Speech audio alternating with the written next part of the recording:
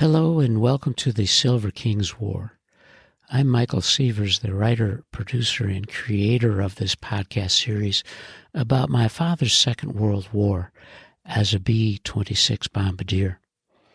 Today we are in part 3 of Stanley's letters, Dearest Ones, that he wrote from A-72 north of Paris in April of 1945.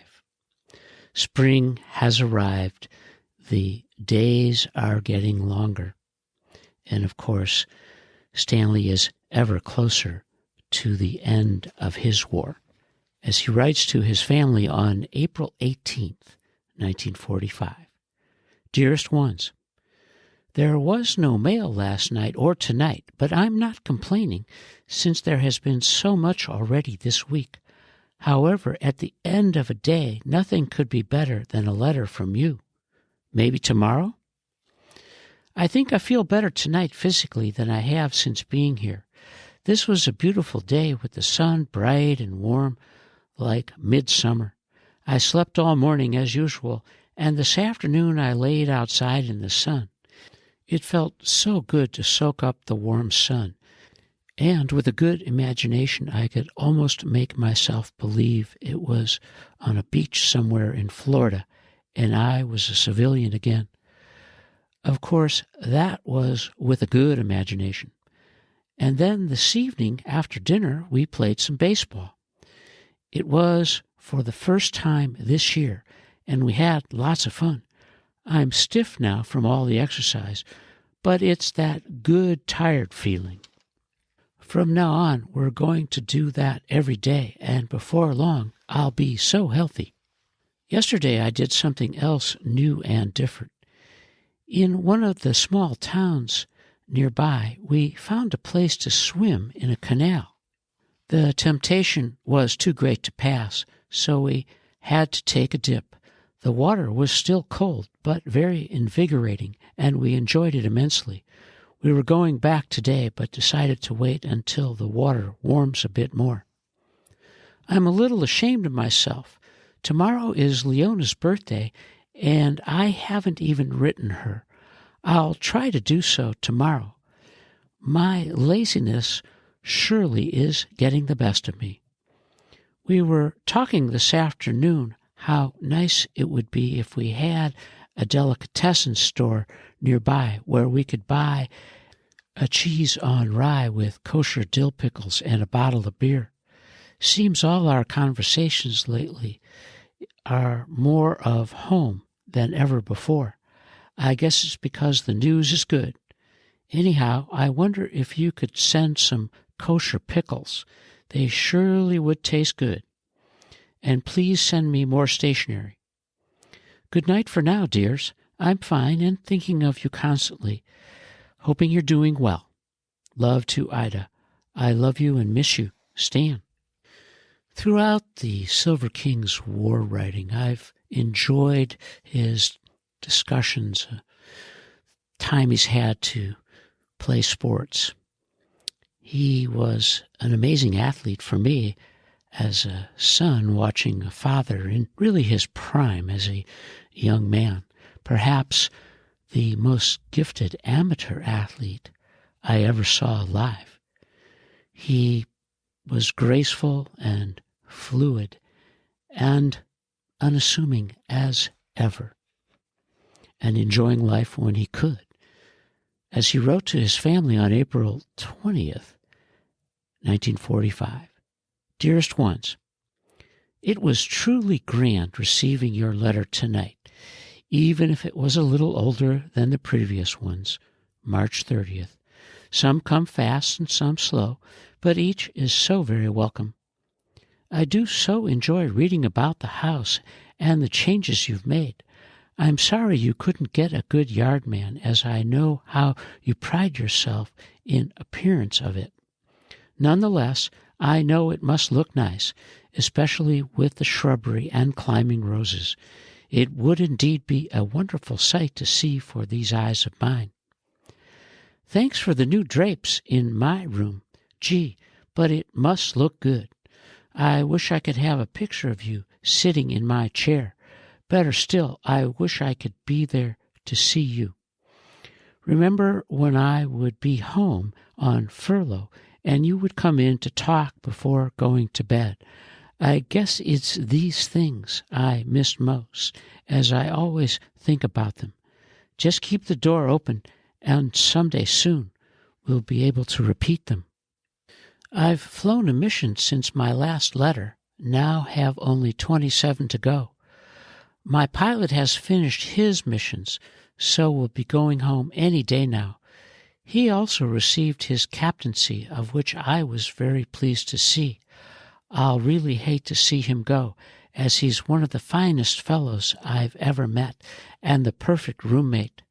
The operations officer is going home also. I'll be the only one remaining out of our original room. It will seem strange without them. I'll sort of feel lost. I'm really an old man in the squadron now. My new pilot is also a swell fellow, named Howard from Baltimore. He's been here about as long as I, and a first lieutenant. We'll still be leading flights, so I'll continue receiving the 1/4 credit. In the end, that amounts to quite a few missions. Already I have 4 full missions resulting from the credits. We played ball again last evening, but I haven't been swimming again. If the sun is warm tomorrow, we might get the chance. I slept this afternoon as I was a little tired. This evening we were to play ball, but couldn't get enough guys. Our officers' club opened tonight with plenty to drink. I was going over, but changed my mind to write letters, and I don't feel much like drinking. Too bad Perry is having such a hard time. It must keep you busy running back and forth. I surely hope he has improved. I suppose you're at Temple tonight. There is such a difference in the time. To be exact, we're 7 hours ahead of you, so I'll be asleep, probably dreaming of you while you're there. Must close now, as I have more letters to write. I'm fine and thinking of you constantly, hoping you're well. Love to Ida. I love you and miss you, Stan. Stanley is writing a bit wistfully 3 days before his 22nd birthday. He's a veteran now, an old man in his unit, and he's a little sad because some of the guys he's been flying with and bunking with are going home. Their tours are complete. So he'll have a new pilot, a man named Howard from Baltimore, and ironically, that's where the B-26 was made. And Stanley will carry on as spring makes the days longer and he thinks a bit more about being home and what's ahead. But when he writes next, it's 10 days later, and he's been a busy man. As he writes on April 29th, 1945, from Venlo, Holland, Dearest Ones. Another week has gone by without writing.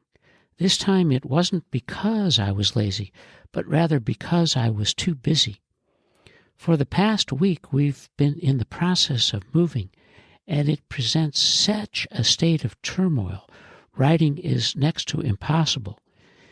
Even now, though we are practically settled, that is, as much as possible, it's hard to concentrate. But that is mostly because of all the noise the guys are making. We moved up in the plains, which made it fast and as simple as possible, but upon arriving, the trouble began. We didn't find barracks here as there were at our last field. Thus, that presented the problem of finding and making living sites. In this respect, I was more fortunate than the others, for 4 of us luckily found a small wooden shack, which gives us a luxurious quarters in comparison to the others. There were only 2 shacks to be had in our area. The squadron commander took one, and we took the other. That left the remainder of the squadron tents to live in. That's why I say there is no comparison. We're living like kings. It was only a small place, so the first and second days we had to enlarge the place. Now we have enough room to really live comfortably. In fact, at the present, we have 7 living in here, but this is only temporary, as 3 of the fellows are going home in a day or so. It's a square wooden shack with a tin roof, a front and back door, 2 big windows in front, and a stove in the middle of the room. We've even managed to overlap the roof in the back, where we have a kitchen and our washstand. Also, I have a nice spring bed, which I found here. It surely makes good sleeping. So you see, we have all the comforts of home. Almost. It surely is a godsend today, especially. The weather is terrible. It has been raining all day and is kind of chilly. It's warm and dry in here, but you can imagine how it is in a tent. I really feel for those guys. I haven't seen any part of this country as yet, so I can't give you any descriptions. So far, we're restricted to the post. As soon as we're permitted out, I'll write you all about it, though I doubt if there is anything of interest around here. Since being here, we've had 1 mail call, and it was a good one, thank goodness. I got 5 letters from you with a birthday card, 2 from Leona, and a birthday card from Sylvia. It's wonderful receiving so much news at once. I know you're having a grand time in Chicago with the kids. I don't know how long you will be there, but I hope you'll be there long enough to receive this. I'm anxious to hear how you celebrated the birthdays. How I wish I could have been there.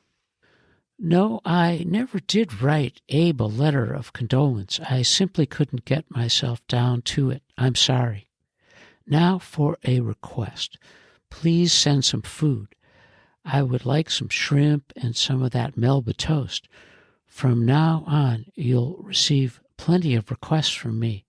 Ah, yes, please send more stationery with stamps. I'll try to write more often, though I won't promise. I'm fine and thinking of you constantly. My love to the kids and everyone. I love you and miss you, Stan.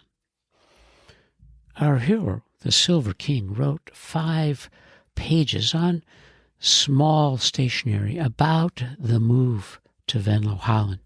And of course, that's where he celebrated his 22nd birthday. And as I'm speaking to you about the Silver King's War and his writing, Dearest Ones, we're nearing the centennial of his birth in Birmingham, Alabama in 1923. And now we've reached the end of part 3 of Stanley's letters, Dearest Ones, from April of 1945 in Europe. And you are listening to the Silver King's War.